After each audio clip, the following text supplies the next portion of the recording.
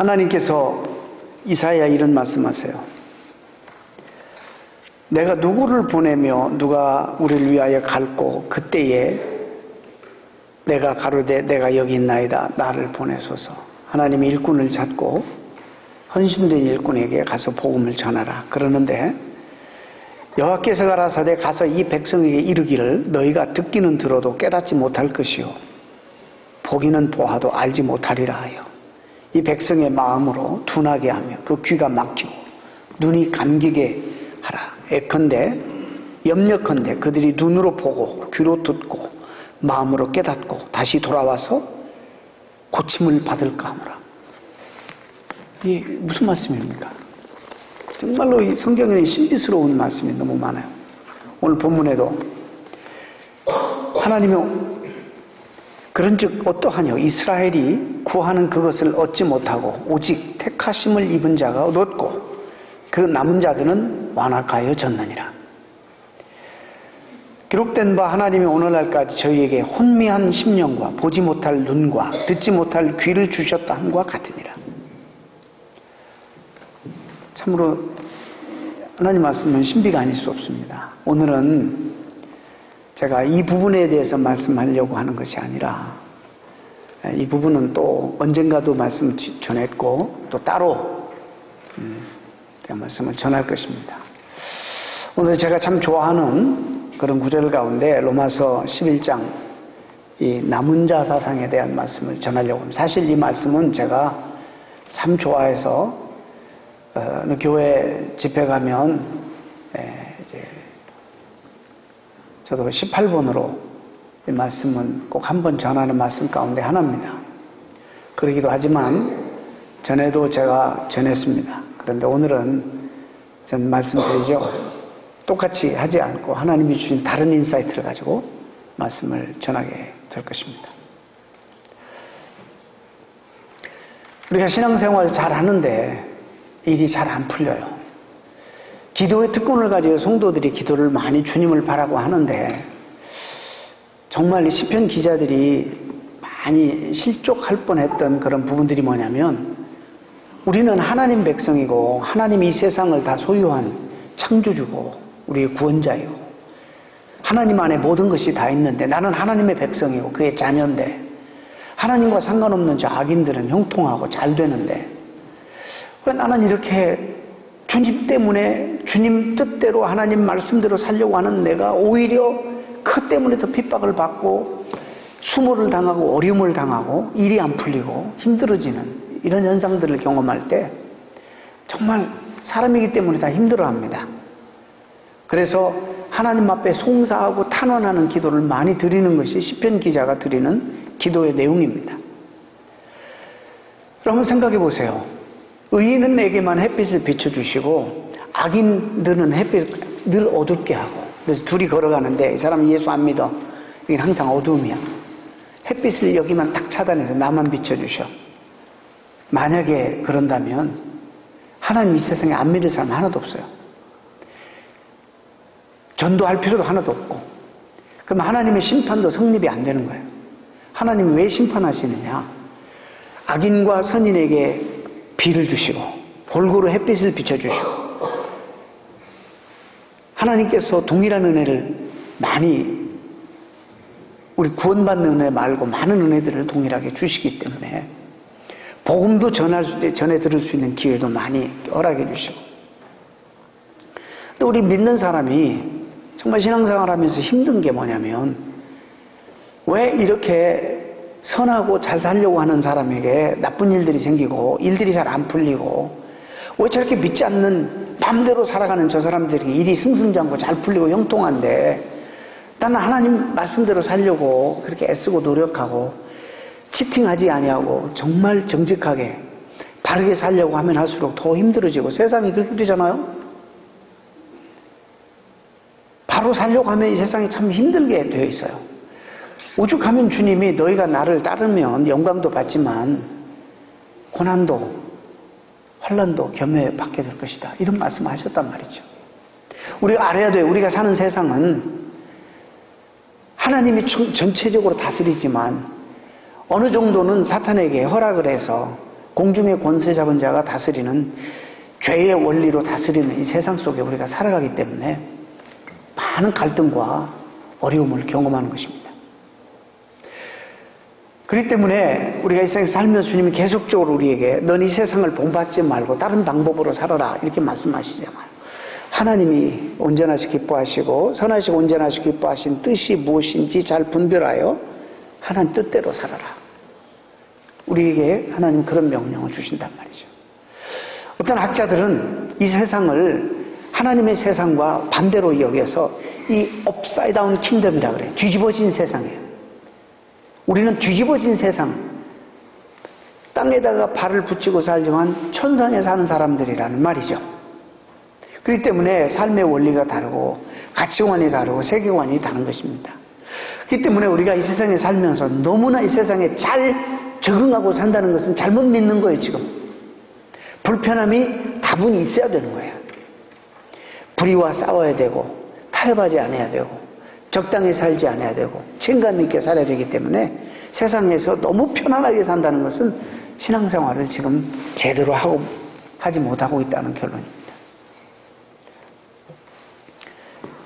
저도 목회를 하면서 가끔, 자주는 아니지만 그런 경험을 성도들에게 경험합니다. 그리고 이런 질문을 받습니다. 제가 봐도 사람이 말입니다. 육신이 너무너무 곤고하면 우리 영혼이 육신을 입고 있기 때문에 너무 사람이 어려움을 많이 오랫동안 지속적으로 처하고 상처가 많고 힘들면 영혼이 다 지칩니다.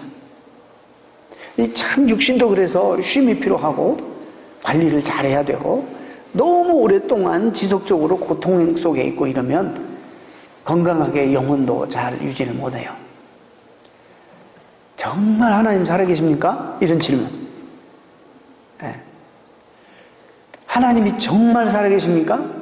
그런데 왜 나는 하나님 믿으려고 이렇게 애쓰고 노력하는데 이렇게 저렇게 아무렇게나 함부로 무책임하게 사는 사람들은 승승장구 잘 나가는데 나는 이토록 힘들고 이게 가도 끝이 없고 앞이 보이지 않고 문제의 해결될 실마리도 안 보이고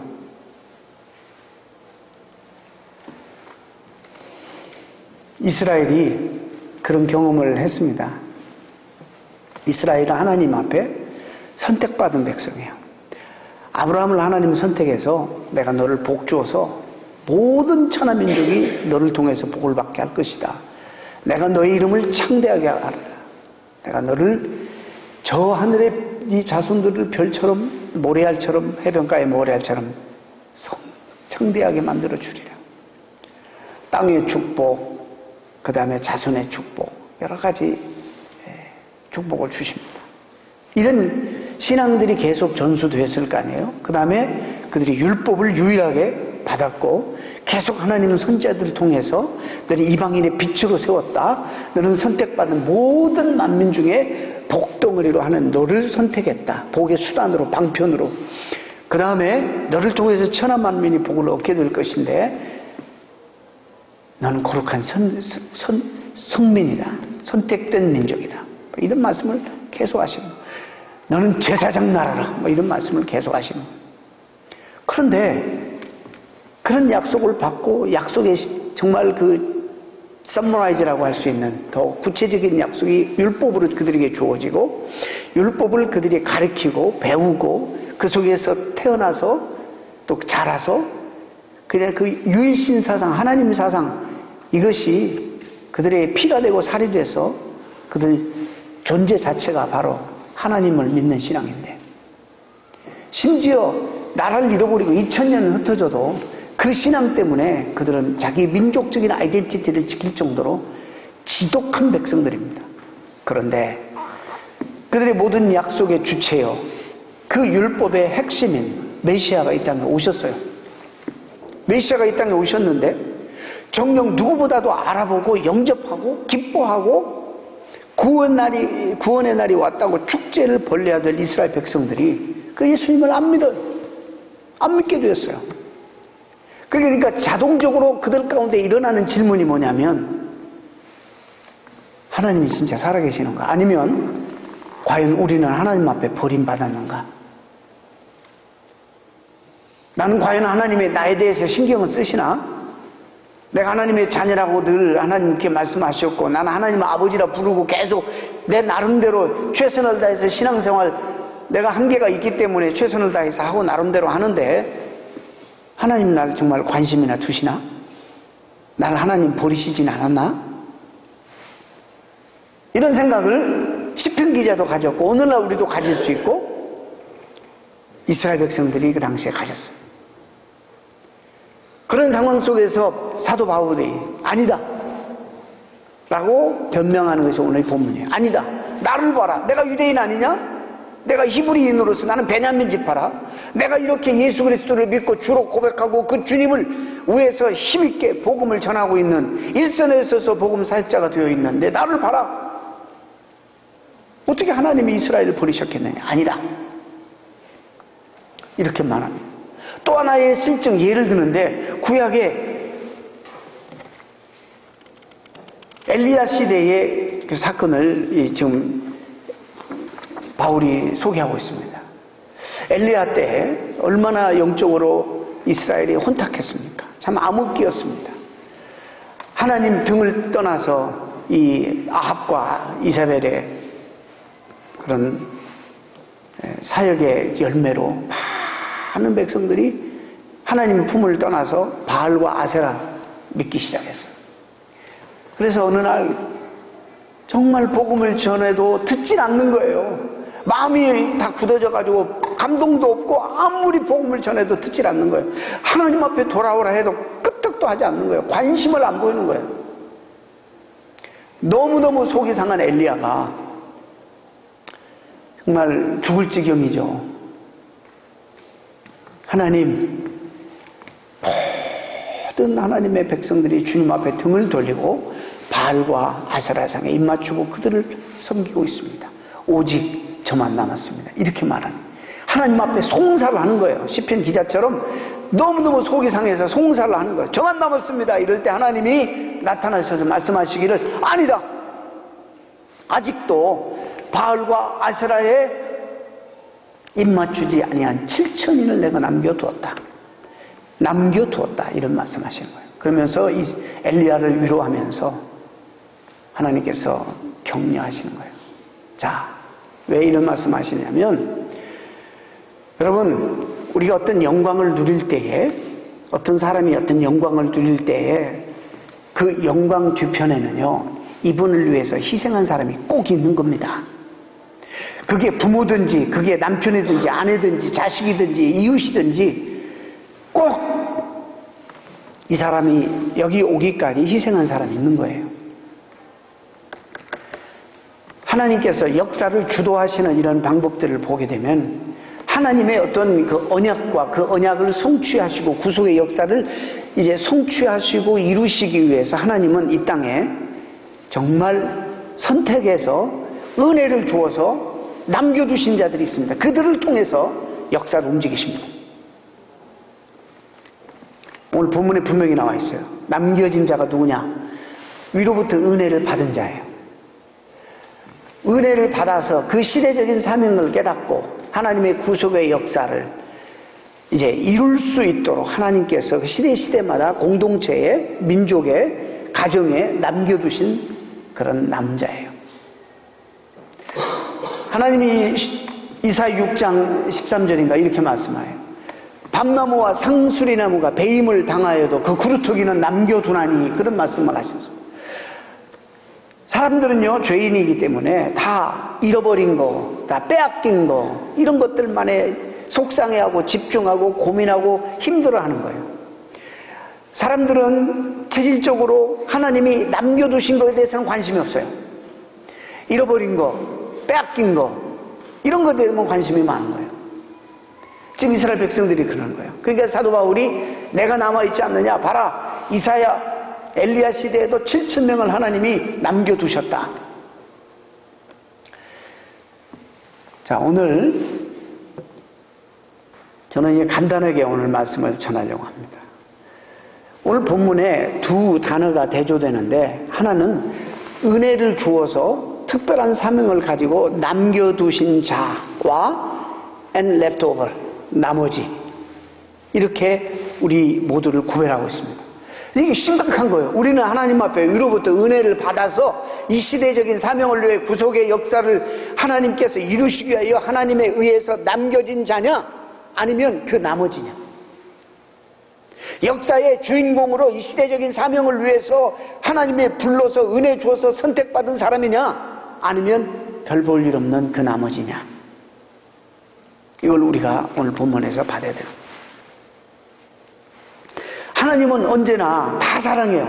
온 인류를 사랑하시고 다 그러시지만 하나님의 역사를 보게 되면 아주 극히 작은 소수를 통해서 대중을 이끄시고 전체를 구원하시고 전체를 복주시는 거예요.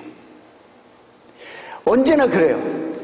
그래서 우리가 수가 작다, 예를 들어서 우리 가정이 뭐 가진 게도 없다, 이거 염려할 거 없는 거예요. 내가 연약하다, 염려할 거 없는 거예요. 하나님은 작은 것을 통해서, 적은 수를 통해서 큰 역사를 일으키시는 거예요. 어차피 대중은 별로 책임이 없잖아요. 자, 보세요. 하나님께서 역사 가운데 수없이 많은 문명과 역사 가운데 수없이 많은 민족들과 그리고 공동체와 심지어 교회들이 수없이 일어섰었어요. 그런데 어느 날 역사 가운데 뒤안길에 사라져버려요. 있다가 없어져버려요. 자취가 없어졌어요. 심지어 주님 피 흘려 세우신 교회마저도 그들이 산 넘어가지고 교회를 세웠는데 세워졌다 없어지는 거예요. 왜 그럴까? 하나님이요, 그 공동체, 그 가정에, 그리고 그 민족에 하나님의 역사를 계속 이어갈 정말 창조적인 종족수가 부족하면 그들만 하나님 빼서 구원하시고 싹 없애버리는 거예요. 역사 가운데서 없어진 공동체와 없어진 민족과 문화가, 문명이 무지무지 많습니다.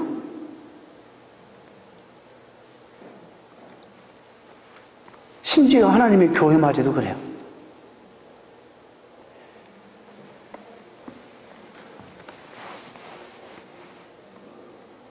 그래서 우리는 심각하게 오늘 본문을 대하면서 우리는 물어야 돼, 우리 자신에게. 나는 이 시대에, 내 가정에게, 또 우리 공동체에, 이 사회에 하나님이 은혜 줘서 내 가정에 대한, 또 교회에 대한 시대적인 사명을 하나님이 나에게 이루기 위해서 은혜를 주어 선택해서 남겨둔 자냐, 아니면 그 나머지냐. 이걸 우리가 확인해야 돼요. 중요합니다.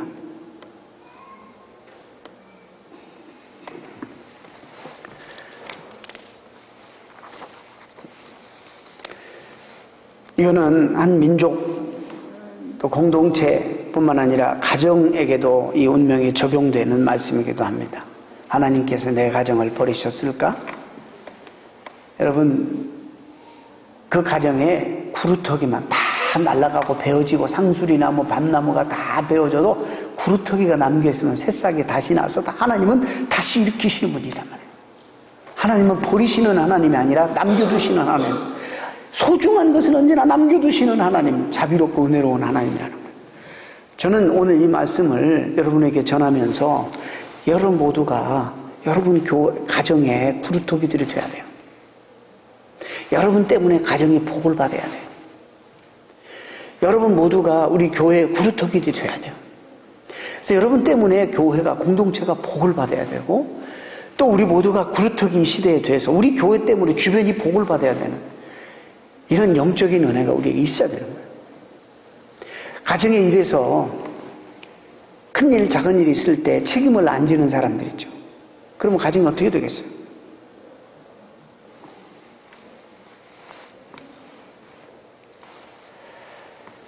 우리가 원치는 않지만 많은 역경과 고난을 당할 때가 있고 참 살기 힘들 때도 생겨납니다. 그때 징계가 있다고 하니까 매 맞는 것 같아 아프고 다 잃어버린 것 같아서 어떤 때는 이게 끝인가? 앞이 안 보인다. 이럴 때 그런 순간도 있을 수 있습니다. 그런데 하나님은 우리에게 절대로 끝이 아니라고 말씀하십니다. 많은 것을 잃어버린 것 같지만 아직 소중한 것은 남아있다고 말씀하시는 것입니다. 하나님께서는 자비하시고 긍휼이 풍성하셔서 구루터기는 남기시고 치신다는 것입니다. 때문에 우리 그리스도인들, 하나님에게 은혜 받고 선택된 자들에게는 절대로 징계는 있으나 멸망은 없습니다. 믿는 자들에게 끝장나는 심판은 결단코 없습니다. 그래서 찬송가에도 세상 모든 풍파 너를 흔들어 약한 마음 낙심하게 될 때에 어떻게 하라? 내려주신 복을 세워라. 주의 크신 복을 내가 알리라. 우리는 참 심리적으로 타락해서 받은 복은 생각하지 않고 없는 것들로 인해서 불평하고 원망하죠. 사도 바울은 그 시대에 하나님이 은혜 주셔서 남겨두신 자예요. 우리가 어떻게 보면 그 시대에 인간의 눈으로 볼 때 로마 황제가 역사의 주인공 같았지만 실제로 그 당시의 역사를 주도한 사람은 죄인의 신분으로 로마에 끌려갔던 사도 바울이었습니다. 여러분, 이 역사적인 안목을 가지고 보셔야 돼요. 이런 안목을 가지고 본 역사가 토인비는 죄인의 몸으로 로마로 끌려가는 배를 타고 가는 사도 바울의 배를 유럽을 싣고 가는 배라고 그랬어요. 사도 바울 하나를 유럽이라고 말했어요.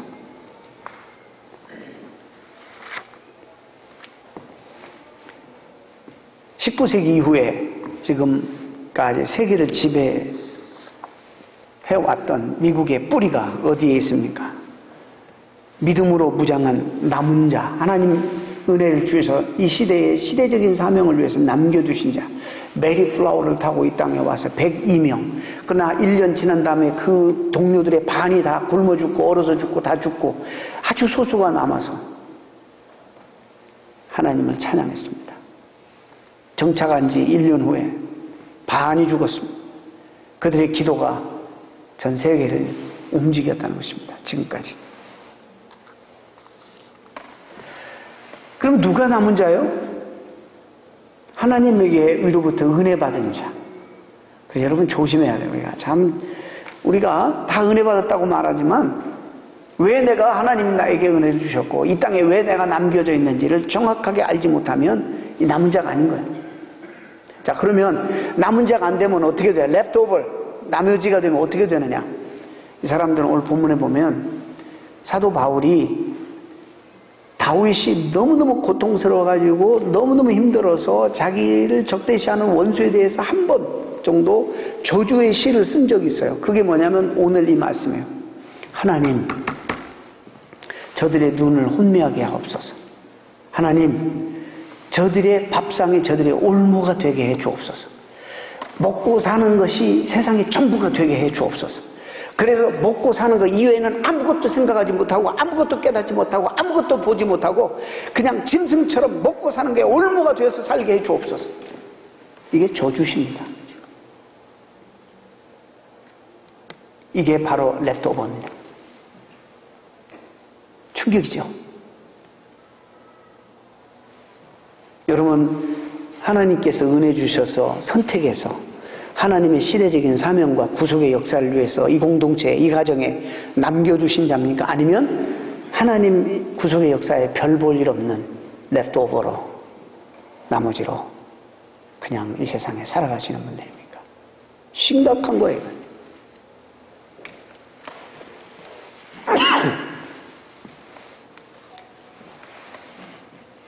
또 조금만 도전하면 내가 남은 자로, 남겨진 자로 살려면 저 나머지 그냥 그 별 중요하지 않게 살아가는 사람들처럼 살아서는 안 돼요. 난 먹고 사는 것이 올무가 되어버려서 팍 올무가 되어서 아무것도 바라보지 못하고 아무것도 생각하지 못하고 아무것도 깨닫지 못하고 그냥 눈에 보이는 일상만, 눈에 보이는 것들만 보고 살아가는, 이렇게 살아서는 안 된다는 거예요. 우리는 그런 존재가 아니에요. 하나님의 형상대로 지음받은 존재일 뿐만 아니라 우리를 영광스러운 하나님의 자녀 아들로 삼아 주신, 하나님의 선택에서 이 시대에 소중한 하나님의 거룩하신 구속의 역사를 이루기 위해서 우리를 이 땅에 남겨두신 구루터기들이란 말이죠. 우리가 있는 한 이 세상은 망하지 않아요. 우리가 있는 한 우리 공동체나 우리 가정은 절대로 망할 수가 없어요. 이런 사명이 우리에게 있다는 거예요. 그런데 그런 거는 하나도 관심도 없고,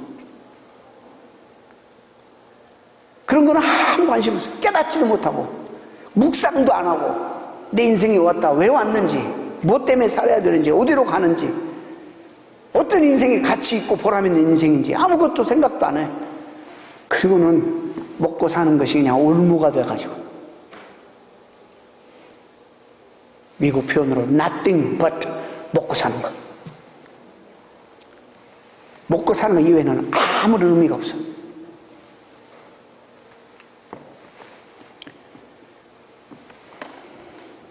여기서 그들은 마음이 완악해졌다. 완악해졌다는 말의 그 원어가 포르호라는 헬라어 단어인데 굳어져 버렸다. 그래서 말씀을 전해도 감동이 없고, 찬양을 해도 감동이 없고, 느낌이 없고, 깨달음이 없고, 옆에서 아무리 감동적인 일이 일어나도 감동이 없어요. 그냥 먹고 사는 것이 가장 중요한 거예요. 누가 죽어 넘어가도, 누가 신음소리를 내도 관심이 없어요. 마음에 굳은 살이 박히면 아무리 하나님 말씀을 들어도, 하나님을 높이는 찬송을 해도 감동이 없어지는 것입니다. 깨달음이 없어지는 것입니다.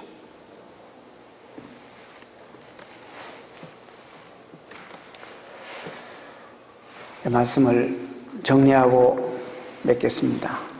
저는 여러분 모두가 이 시대의 가정에서 진감 있게 잘 들으세요. 교회에서, 직장에서, 어디에서든지 하나님이 선택해서, 은혜를 주어서 선택해서 남겨두신 자가 될 수 있기를 바랍니다.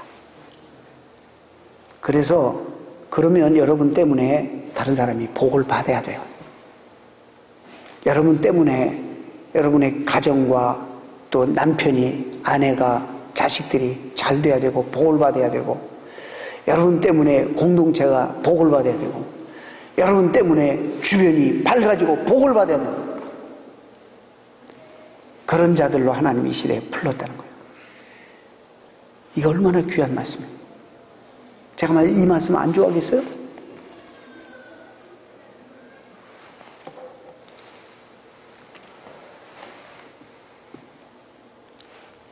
다 잊어버려도 여러분 나가시기 전에 나는 남겨진 자다.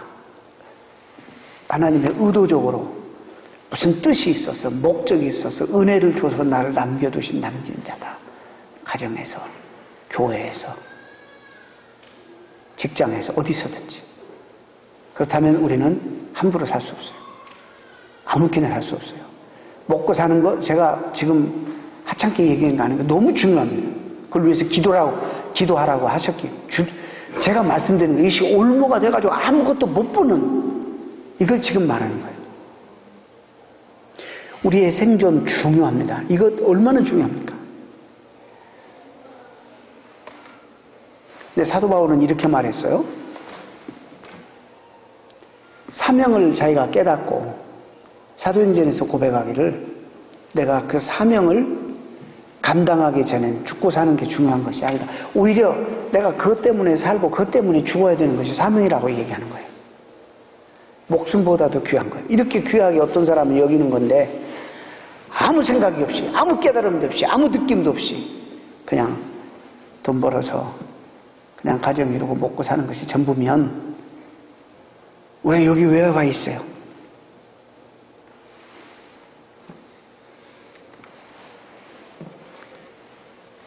하나님은 우리에게 엄청난 기대와 세상을 변화시키는 일을 우리에게 맡기시고, 하나님은 다시 인간의 몸을 입고 이 땅에 오실 이유가 없는 이유가 저와 여러분이 있기 때문에, 은혜를 주어서 여기에 그 일들을 감당하게 하려고 남겨두신 자들이 있기 때문에 하나님 다시 오실 이유가 없는 거예요. 그 일을 우리가 해야 되는 거예요. 저희 가정도 제가 시간이 없어서 간증을 다 못합니다만은 구루터기들이 다 어느 가정들이 있어요. 신앙의 구루터기들이. 그런 분들 때문에 오늘 우리가 있어요. 이제 그분들의 세대는 지나가고 이제 우리가 책임져야 되는 세대가 오는데, 나는 과연 그냥 레프트오버처럼 나머지처럼 그냥 살아야 될 것인가? 아니면 바로 오늘 여기서 말씀하신 사도 바울처럼 하나님에 의해서 남겨진 자로 살아야 될 것인가를 우리는 심각하게 고민해야 될 줄로 믿습니다. 아무쪼록 여러분 때문에 가정이 복을 받고 공동체가 복을 받고 우리 교회 때문에 주변이 복을 누리는 그런 하나님의 걸어가신 역사와 언약을 성취하고 구속의 역사를 계속 하나님 나라를 확장하고 성취해 가는데 필요한 의인의 종족수들이 되시기를 주님의 이름으로 축원합니다. 네, 기도하겠습니다.